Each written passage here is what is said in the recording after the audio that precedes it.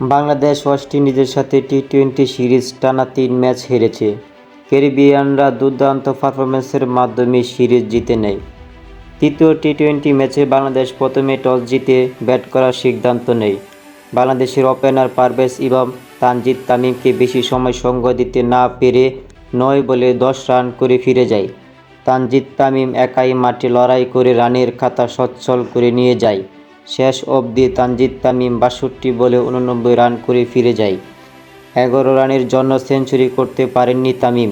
অন্যদিকে ক্যাপ্টেন লিটন কুমার দাস তিনি নিজেও সুবিধা করতে পারেননি। মাত্র ৬ বলে ৯ রান করে ফিরে যায়। সাইফ হাসান ২২ বলে ২৩ রান করে ব্যর্থ হয়। রিশাদ হোসেন ৩ বলে ৩ রান করে মাঠ ছাড়ে। শেষে ফিনিশাররা কেউ ভালো করতে পারেননি। সুহান ও নাসুম ৩ বলে ১ রান করে ফিরে যায়।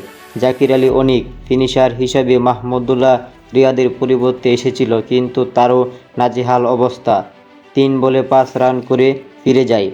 বাংলাদেশের ব্যাটসম্যানরা যেন যায় আর আসে, দিনের পর দিন খারাপ পারফরম্যান্স করে যাচ্ছে। বিশেষ করে বাংলাদেশের ফিনিশাররা খুব খারাপ খেলছে। তাদের থেকে বাংলাদেশের বোলাররা তানজিদ সাকিব ও তাসকিনরা ভালো ছক্কা মারতে পারে।